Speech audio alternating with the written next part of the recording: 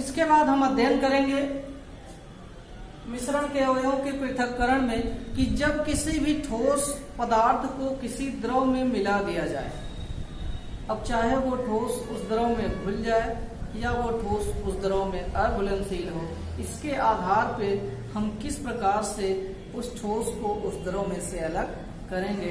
तो इसको भी यानी मिश्रण के अवयवों को अलग करने की भी कई विधियां हैं, जिन विधियों का हम क्रमशः क्रमवार अध्ययन करेंगे। तो सबसे पहले जो इसमें विधि है, पहली विधि है छानकर।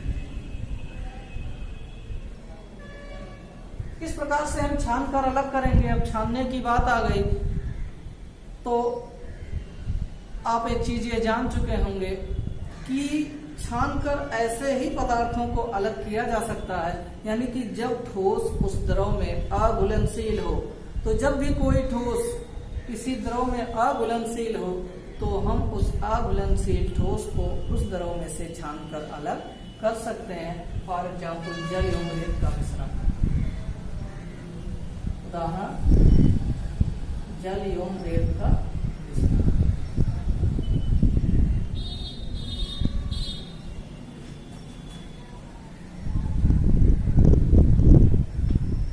जल एवं रेत का मिश्रण, या पानी में आप चाक के टुकड़े को घोल दीजिए तो उसको भी आसानी से पानी में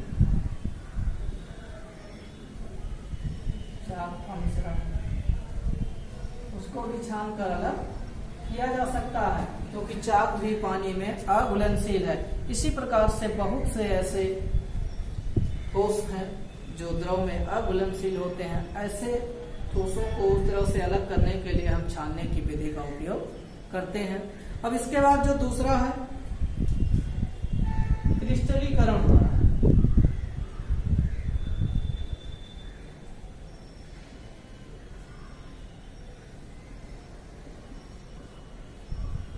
क्रिस्टलीकरण का क्या मतलब है, क्रिस्टलीकरण द्वारा किस प्रकार से।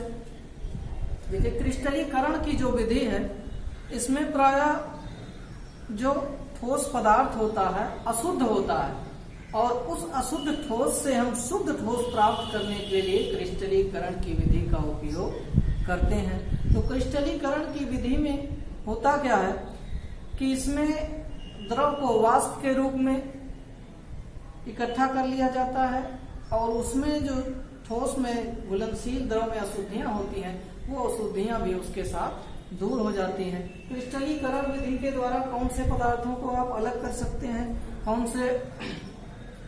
तो क्रिस्टलीकरण विधि के द्वारा अशुद्ध कॉपर सल्फेट,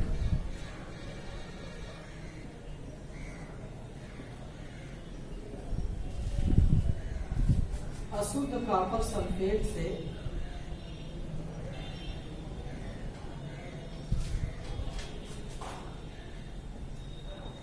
शुद्ध कॉपर सल्फेट प्राप्त करने के लिए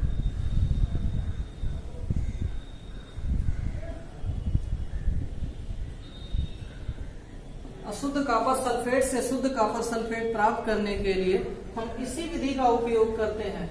और दूसरी विधि बता दें इस प्रकार से, और भी अन्य उदाहरण, समुद्री जल से नमक प्राप्त करने के लिए।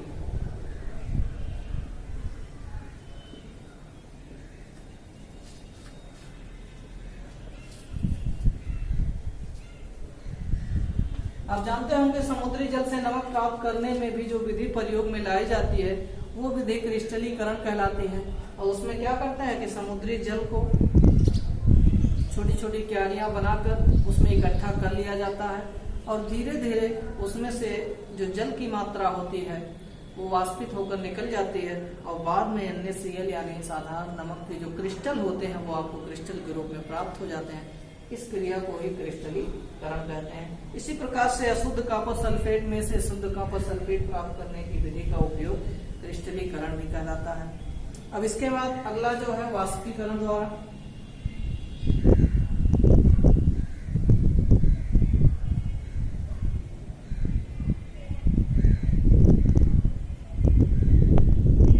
वाष्पीकरण द्वारा किस प्रकार अलग करेंगे। देखिए, वाष्पीकरण में जल में से नमक के मिश्रण को अलग करने के लिए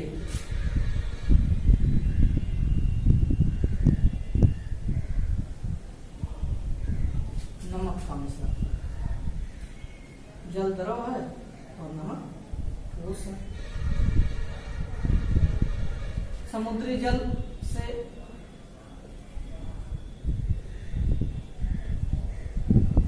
नमक प्राप्त करने में,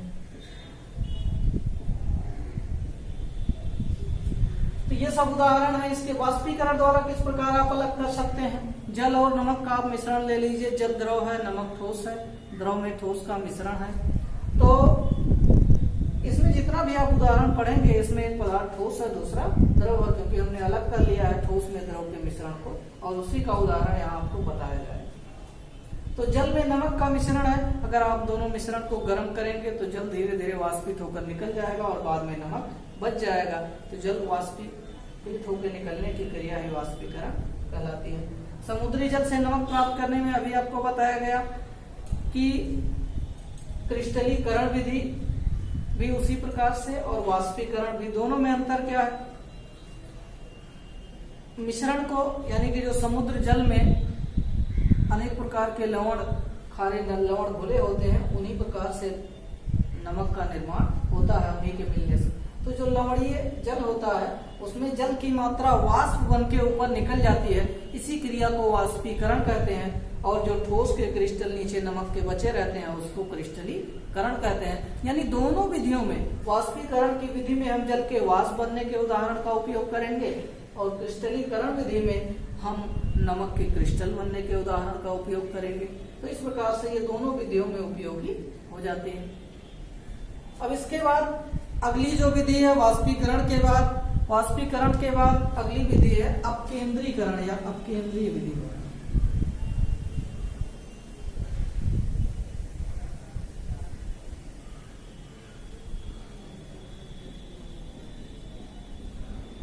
अपकेंद्रीकरण विधि कौन सी विधि है, इसके बारे में आप जानेंगे। अपकेंद्रीकरण विधि का मतलब है कि इस ऐसे प्रकार का विलयन जो कोलाइडी विलयन हो, यानी ऐसे प्रकार का विलयन जो किस प्रकार का विलयन हो, कोलाइडी विलयन हो, यानी उसमें कोई ऐसे छोटे छोटे महीन बारीक ठोस के कण उपस्थित हो और उन्हीं ठोस कणों को अलग करने की विधि क्या कहलाती है, अपकेंद्रीकरण कहलाती है। उसका उदाहरण आपको बता दिया जाए कि जब किसी भी द्रव में कुछ ऐसे हल्के ठोस कण मिले होते हैं कि और उन हल्के ठोस कणों को अलग करना होता है, तो उसके लिए अपकेंद्रीकरण विधि का उपयोग करते हैं। उदाहरण के लिए आपको बता दें कि दूध में से मक्खन अलग करना या क्रीम, दूध में से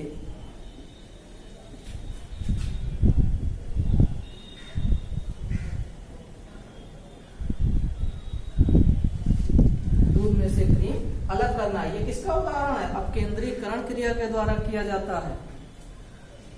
प्रयोगशाला में रक्त एवं पेशाब यानी मूत्र, लैब में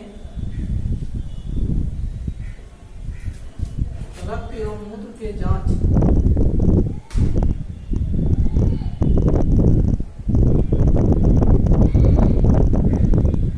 में भी इस विधि का, अपकेंद्रीकरण विधि का प्रयोग किया जाता है। उसमें से कुछ जो हल्के कण होते हैं उनको अलग करने के लिए ये भी एक कोलाइडी विलयन की तरह व्यवहार करता है। दूध में से क्रीम अलग करने की क्रिया किस प्रकार से, देखिए जब भी दूध में से क्रीम को अलग करना होता है तो प्रायः जो क्रीम के कण होते हैं वो दूध के कणों से हल्के होते हैं। तो उसके लिए करते क्या है कि किसी एक भारी बर्तन में रख के उसको तेजी से घुमाया जाता है और तेजी से घूमने के कारण दूध के कणों से क्रीम के कण हल्के होते हैं और धीरे धीरे जब दूध के कण तैरना तेजी से प्रारंभ कर देते हैं और क्रीम के कण हल्के होने के कारण दूध के कणों के साथ तैर नहीं पाते हैं और ऊपर आ जाते हैं और उनको हम फिर अलग कर लेते हैं। अब जो पैकेट वाला पराग या ज्ञान जो भी दूध यूज करते हैं, अमूल का दूध यूज करते हैं, वो सब ऐसे ही दूध होते हैं जिसमें से क्रीम अपकेंद्रीकरण विधि के द्वारा अलग कर लिया जाता है और उस दूध को ज्यादा लंबे समय तक संरक्षित रखा भी जा सकता है। चूंकि ये बिजनेस पर्पज से क्रीम को अलग कर लिया जाता है और उसका दूसरे कामों में उपयोग कर लिया जाता है। तो यहाँ से ये सब अपकेंद्रीकरण विधि के उदाहरण है, यानी कि दूध में से क्रीम जो ठोस अलग किया जा रहा है और रक्त एवं मूत्र के जांच में उसमें से भी कुछ बारीक कणों को अलग करने के लिए अपकेंद्रीकरण विधि का प्रयोग प्रयोग किया जाता है। अब इसके बाद आगे हम अध्ययन करते हैं अगली जो विधि है क्रोमैटोग्राफी।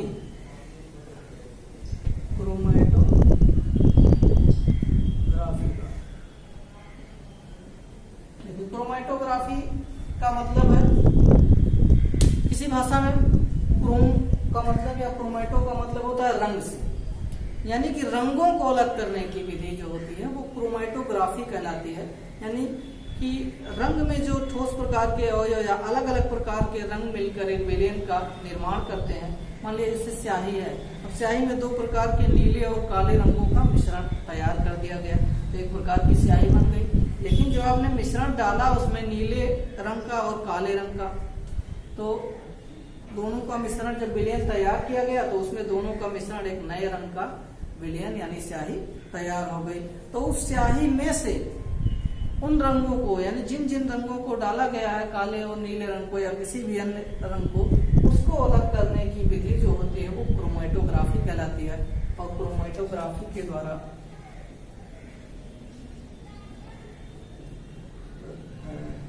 डाई में से रंगों को अलग करने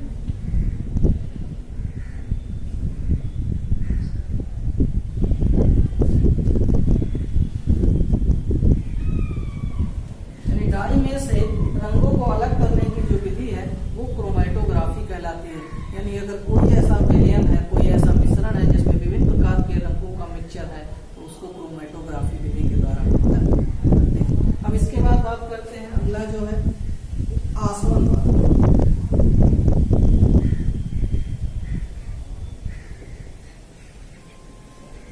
आसवन द्वारा किस प्रकार से अलग करेंगे? देखिए आसवन द्वारा वही उदाहरण एक बार फिर से आएगा, नमक तथा जल का मिश्रण।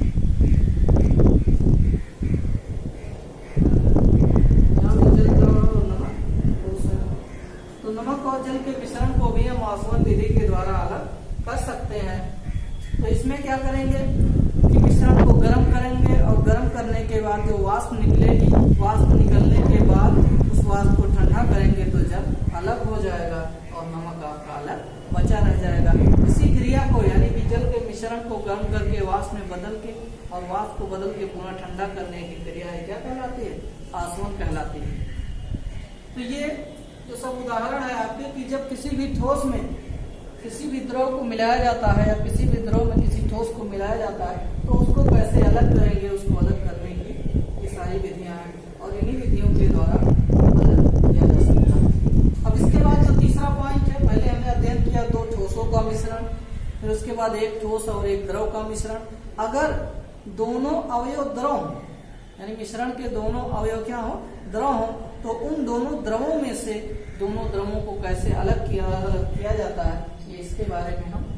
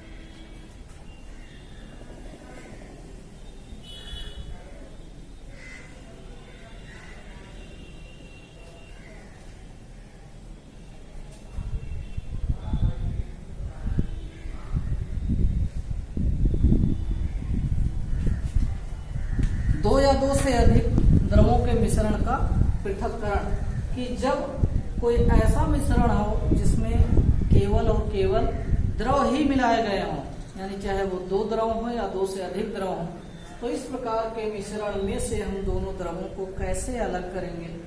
इसके लिए दो प्रमुख विधियां हैं। इसमें से जो पहली विधि है वो है प्रभाजी आसवन विधि।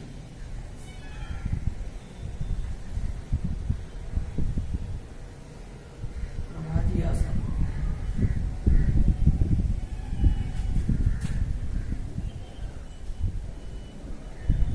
तो प्रभाजी आसवन विधि जो होती है वो एक प्रकार का इंस्ट्रूमेंट यंत्र होता है जिसको प्रभाजक स्तंभ कहते हैं। प्रभाजक स्तंभ कहते हैं। और उस प्रभाजक स्तंभ में अलग अलग केबिन बने होते हैं, अलग अलग पार्ट्स बने होते हैं, और उसके एक पार्ट में, एक भाग में हम दोनों द्रवों के मिश्रण को रखकर उसको गर्म करते हैं, और गर्म करने के बाद अलग अलग ताप पे धीरे धीरे गर्म करना प्रारंभ करते हैं। तो जो केबिन बना होता है उसके अलग अलग केबिन में अलग अलग टेम्परेचर होता है, और अलग अलग टेम्परेचर पर जो दोनों द्रव होते हैं वो अपने क्वथनांक पर जब पहुंच जाते हैं तो क्वथनांक के ताप पर पहुंचने के पश्चात वो गैसीय अवस्था में बदल जाते हैं, और उन गैसों को अलग करने के बाद फिर हम दोनों के मिश्रण को आसानी से अलग कर सकते हैं। लेकिन इसमें एक शर्त है कि प्रभाजी आसवन विधि द्वारा केवल ऐसे द्रवों के मिश्रण को अलग किया जा सकता है जिनके ताप में, ऐसे द्रव जिनके ताप में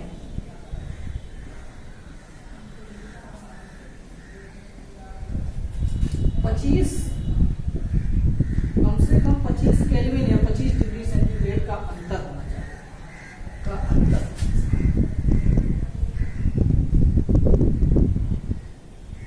नहीं तो फिर द्रवों के मिश्रण को पूर्णतः अलग करने में बहुत ही समस्या होती है, क्योंकि ताप के द्वारा अलग अलग, जब ताप में 25 डिग्री सेंटीग्रेड का अंतर रहेगा तो एक द्रव का क्वथनांक और दूसरे द्रव के क्वथनांक में, यानी कि अलग अलग ताप पे जब वाष्प में बदलेंगे तो हमको उस द्रव के वाष्प को आसानी से अलग करने में सुविधा होगी, और दूसरे द्रव को भी ताप बढ़ा के 25 डिग्री सेंटीग्रेड या 25 केल्विन उसके वाष्प को इकट्ठा कर लेंगे। तो इसके लिए यही मुख्य शर्त है कि इसके लिए प्रभाजी आसवन विधि का उपयोग ऐसे द्रवों के मिश्रण के लिए प्रयोग किया जाता है जिनके ताप में कम से कम कितने का अंतर हो, 25 केल्विन का अंतर। और इस विधि के द्वारा प्राय ऐसे मिश्रण, यानी एक द्रव जब दूसरे में घुलनशील हो, पूरी तरह से समांगी मिश्रण हो, तो इस विधि का प्रयोग किया जा सकता है। दूसरी जो विधि है पृथक्कारी कीप के द्वारा, दूसरी जो विधि है पृथक्कारी कीप के द्वारा। ये कौन सी विधि है? पृथक्कारी कीप के द्वारा कैसे हम अलग करते हैं?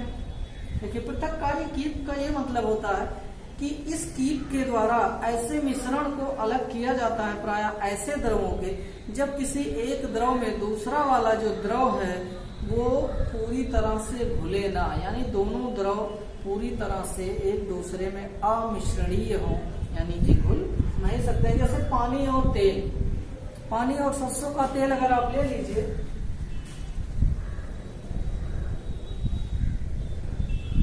जल तथा सरसों का तेल,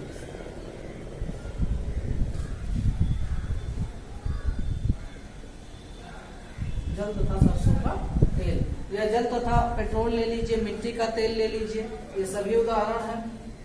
अब इसमें होता क्या है कि दोनों के मिक्सचर को एक पृथक्कारी कीप के द्वारा दोनों का मिश्रण ऐसे भर दिया जाता है, और कुछ समय बाद आप देखेंगे तो तेल की एक परत ऊपर ऐसे जम जाती है, और नीचे यहाँ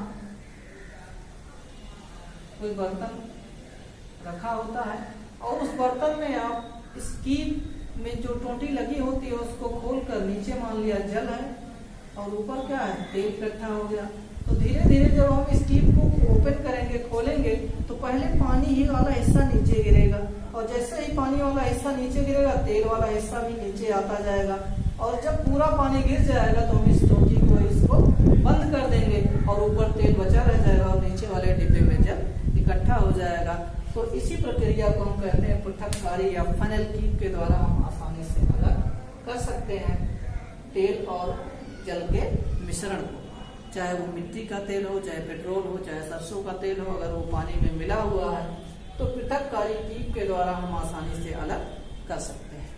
तो ये मिश्रण के अवयवों को अलग करने की जितनी विधियां थी आपके सिलेबस में वो सब बता दिया गया, और इसको आप आसानी से किताब में एक बार देख के फिर दोबारा इसके और भी अन्य उदाहरण के बारे में जान सकते हैं।